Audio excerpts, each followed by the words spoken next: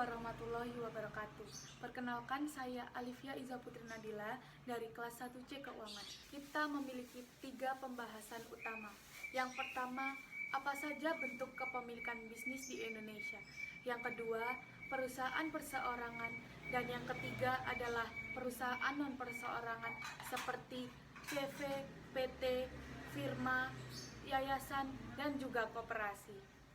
Nah, apa sih bentuk kepemilikan bisnis itu? Bentuk kepemilikan bisnis adalah suatu kegiatan usaha yang melihat usahanya melalui berbagai sisi, melalui segi pendiriannya, melalui sumber modalnya, dan melalui tujuan pendiriannya. Pertama yang harus dilakukan oleh seorang pembisnis adalah memilih bentuk kepemilikan bisnis, karena suatu keputusan dalam berbisnis ini didapatkan melalui bentuk-bentuk kepemilikan bisnis. Kali ini kita akan membahas tentang perusahaan perseorangan.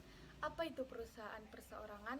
Perusahaan perseorangan adalah perusahaan yang hanya didirikan oleh satu orang saja. Nah, ini adalah contoh-contoh perusahaan perseorangan. Banyak sekali keuntungan yang diperoleh ketika kita mendirikan perusahaan perseorangan. Yang pertama, karena perusahaan perseorangan ini adalah perusahaan yang mudah didirikan. Meskipun banyak sekali keuntungan yang diperoleh dari perusahaan perseorangan juga memiliki banyak kelemahan. Yang pertama, tanggung jawab tidak terbatas karena pemimpin perusahaan hanya individual atau satu. Selanjutnya kita akan membahas tentang perusahaan non-perseorangan. Perusahaan non-perseorangan yang ada di Indonesia. Selanjutnya yang akan kita bahas adalah firma. Firma adalah persekutuan antara 2 orang atau lebih dengan menggunakan satu nama perusahaan saja. Kita akan membahas tentang perseroan terbatas atau disebut juga PT.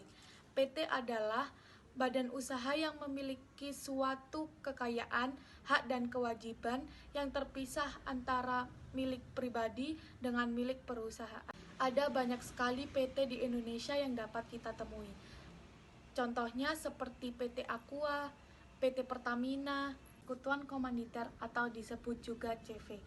CV adalah perusahaan yang didirikan oleh orang yang menyerahkan kepercayaan uang mereka.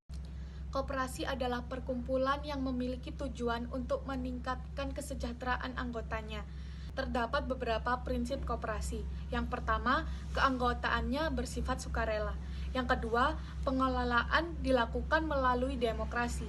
Dan yang ketiga, pembagian hasil usaha sebanding dengan jasa para anggotanya. Apa sih yayasan itu? Yayasan adalah badan hukum yang memiliki maksud dan tujuan yang bersifat sosial, keagamaan, dan juga kemanusiaan. Sekian yang dapat saya sampaikan. Terima kasih. Wassalamualaikum warahmatullahi wabarakatuh.